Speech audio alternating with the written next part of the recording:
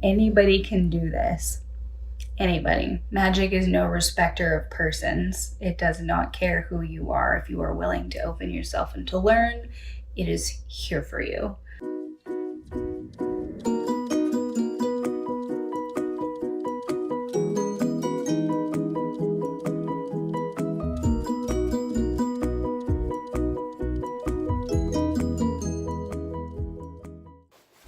Hey guys, welcome back. Today we're going to talk about where do you start? So you've probably been thinking, all right, so where do we start? If we only have our hands and the desire to learn, where do we start? Well, start with your hands. One of the first and best things you can do is start with a basic energy meditation.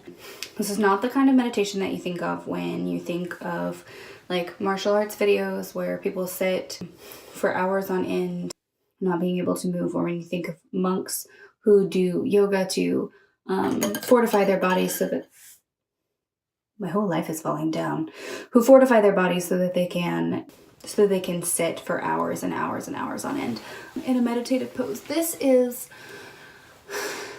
energy work. Preferably. Oh, the background is super sleepy.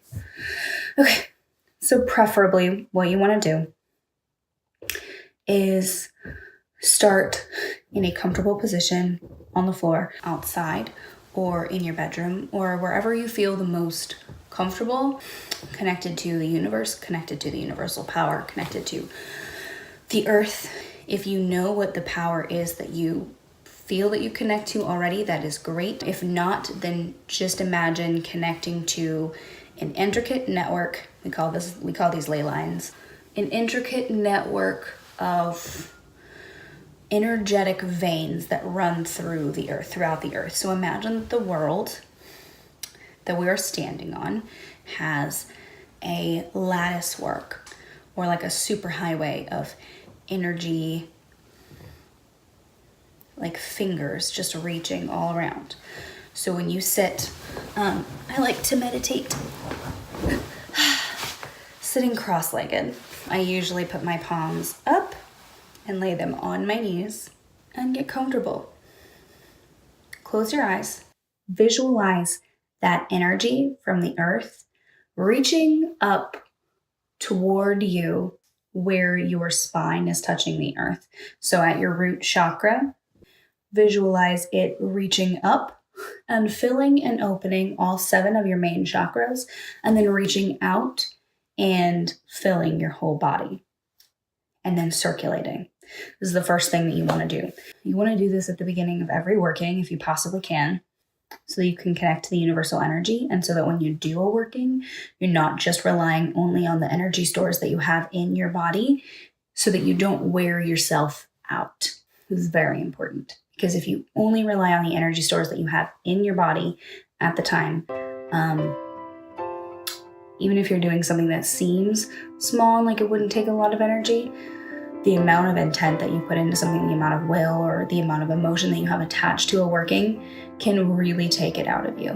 It can kind of mess you up. So you always want to have like the earth as your backup, the universe as your backup, whichever you feel best describes.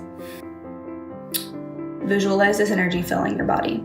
Once you have that, imagine that the energy is pooling in your hands, sort of creating small circular whirlwindy type, just little pools in the palms of your hands.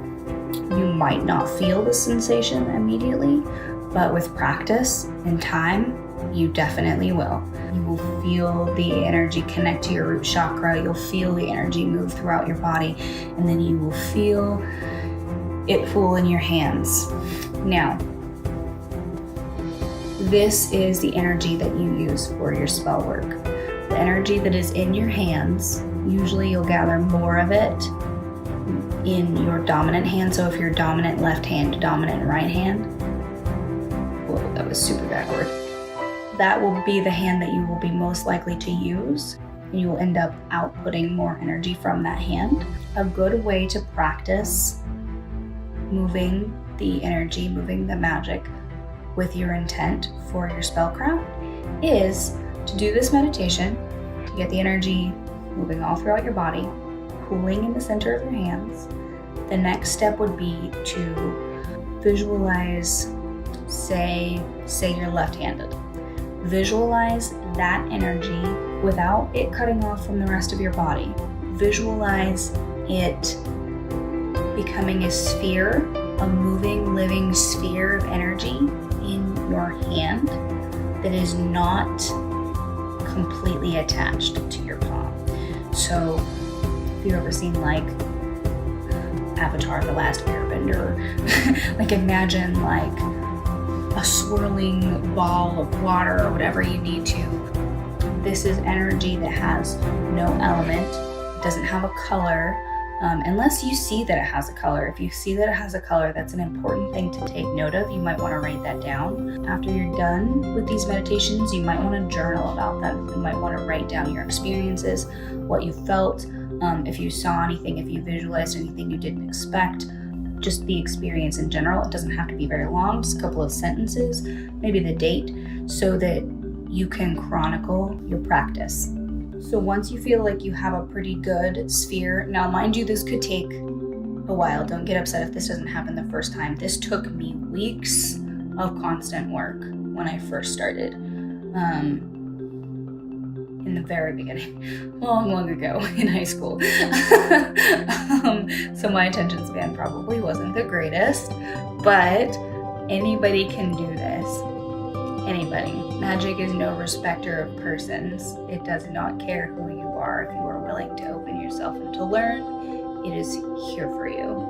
Take this swirling ball, this little pool, the sphere that you have, and imagine transferring it from your dominant hand, whether it was your left or your right, let's say it was your left, without breaking the flow of energy throughout your body and without losing your ball of energy. You want to transfer your ball of energy to your other hand, like so. This might, like I said, this might not be effective the first 1 or 20 times you try it, but eventually you will feel the sphere. You might even be able to see it, like you might see an aura, and then you will feel it change to the other hand as well. This is important because when you start doing your spell work, you are going to be able to want to direct energy specifically to where you want to direct it to. So if you're trying to send it somewhere in the universe, if you're trying to charge a piece of paper, if you're trying to charge a candle, if you are using tools like wands or tarot cards or anything like that, you want to be able to direct energy using your hands. Your hands are the most direct way to send your will and your intent into an object or into the world. So it's not just out there floundering and flailing and just attached to you still, but just out there. So do this for as long as you want. If you feel like you've lost your energy, if you feel like you've lost the flow, you can always reset, start again, connect your root chakra to the earth, have the energy from the earth flow up through your 7 main chakras all the way to the crown, flow throughout your whole body, fill up your palms, create a sphere, transfer the sphere back and forth. Work on this. When you are done with your meditation for the day, for the moment, say you worked on it for 3 minutes, for 5 minutes, for 20 minutes, however long you worked on it. When you are done with any working, you want to thank however you do this, you want to thank the universe for its power, but you also want to send back any excess and close the channel that you had opened up. So if you have a sphere in your hand at the time, you're going to want to just reabsorb it into your hand. Imagine that energy flowing back through your body. Then visualize the excess energy. This is very important. Visualize the energy only that came from the earth flowing back through your body and going back to the earth. Not your energy, the energy from the earth.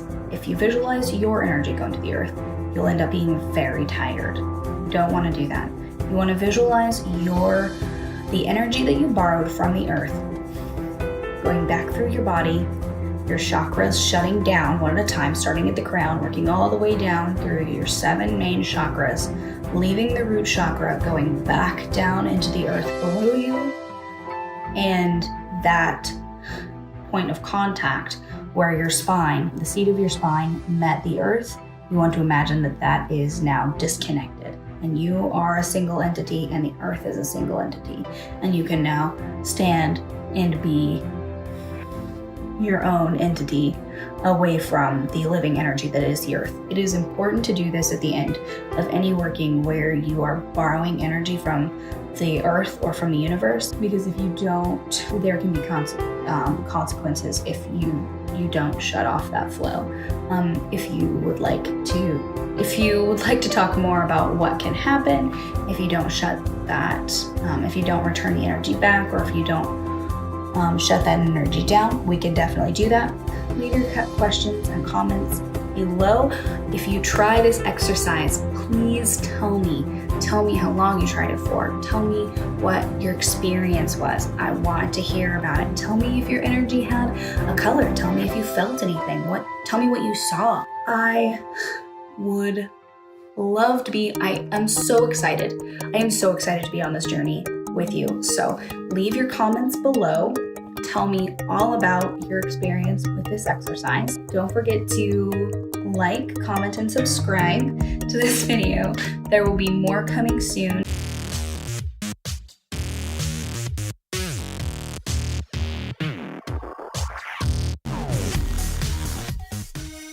Thank you for sticking with me and the imperfections in my practice.